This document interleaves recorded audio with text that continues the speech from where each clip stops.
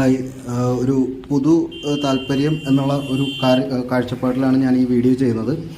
ഇത് ബ്യൂട്ടി പാലത്തിൻ്റെ അവിടെ നിന്ന് ഇറങ്ങിയിട്ട് ഐലൻഡിലേക്ക് ഇറങ്ങിയിട്ട് കുണ്ടൻറ്റിലേക്ക് പോകുമ്പോഴേക്കും ലെഫ്റ്റ് സൈഡിൽ RTO ഓഫീസിൻ്റെ ടെസ്റ്റ് നടക്കുന്ന വാഹനങ്ങളാണ് ഈ റോഡിൽ കിടക്കുന്നത്.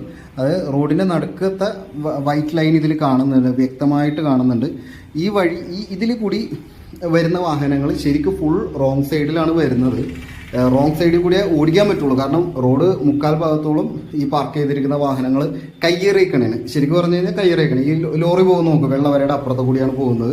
അടുത്ത വരുന്ന ലോറി വരണം നോക്കുമ്പോൾ അതും വെള്ളവരയുടെ അപ്പുറത്ത്, അതായത് ഫുൾ റോങ് സൈഡിൽ കൂടി. ഇത് എല്ലാ ദിവസവും കാണുന്നതാണ്. ഞാൻ RTO ഓഫീസറെ പല പ്രാവശ്യം ഇൻഫോം ചെയ്തതാണ്.